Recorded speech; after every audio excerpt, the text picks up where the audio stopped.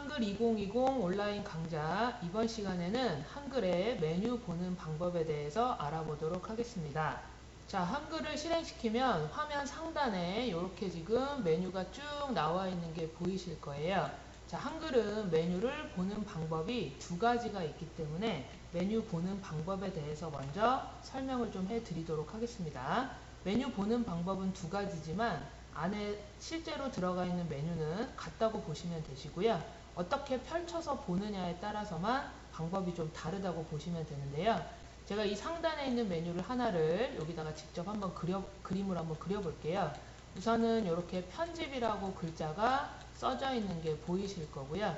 그 다음에 글자 바로 옆에 보시면 이렇게 아래로 내려가는 이런 화살표 모양을 보실 수 있을 거예요. 그래서 메뉴 단추를 누르실 때 이 글자를 누르느냐 아니면 옆에 있는 이 화살표를 누르냐에 따라서 메뉴 보는 방식이 조금 달라지기 때문에 그거를 먼저 보셔야 되는데요. 자, 우선 글자, 편집이라는 글자를 눌러주시면 메뉴가 왼쪽에서 오른쪽으로 펼쳐지는 방식으로 나온다고 생각해 주시면 되시고요. 이 화살표 단추를 눌러주시면 메뉴가 위에서 아래쪽으로 펼쳐지는 방식으로 나온다고 생각해 주시면 됩니다. 아까도 말씀드렸지만 안에 메뉴 구성은 똑같고 어떻게 보느냐에 따라서만 방법이 달라지는 거기 때문에 요거는 본인이 편한 방법을 이용을 해주시면 되는데요. 함께 한번 보도록 할까요? 우선 위에 편집이라는 글자를 눌렀을 때는 화면 아래쪽에 이렇게 왼쪽에서 오른쪽으로 이렇게 그림으로 펼쳐지는 메뉴로 보인다는 게 확인이 되실 거고요. 편집이라는 글자 옆에 화살표를 눌러보면 이렇게 같은 메뉴인데 아래쪽으로 이렇게 목록으로 표시가 된다고 생각을 해주시면 됩니다. 옆에 입력이라는 글자를 한번 누르면 아래쪽 그림이 왼쪽에서 오른쪽으로 이렇게 펼쳐지는 메뉴 형태로 나오게 되고요. 옆에 화살표 단추를 눌러주시면 이렇게 글자로 위에서 아래쪽으로 펼쳐지는 방식으로 보인다고 생각해 주시면 됩니다. 요거는 각자 편한 방법을 이용해 주시면 되는데 글자를 눌러서 아래쪽 그림으로 이용하는 방법이 편하다고 생각되시면 이 방법을 이용하시면 되시고요. 옆에 있는 화살표 단추를 눌러서 이렇게 목록으로 보는 게 편하다고 생각하시면 이렇게 이용을 하시면 될 것 같습니다.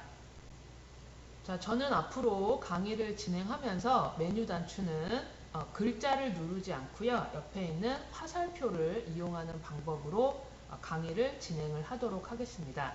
제가 서식 메뉴라고 말씀을 드리면 옆에 있는 화살표를 눌러서 이 안에서 메뉴를 찾아서 써주시면 될 것 같고요.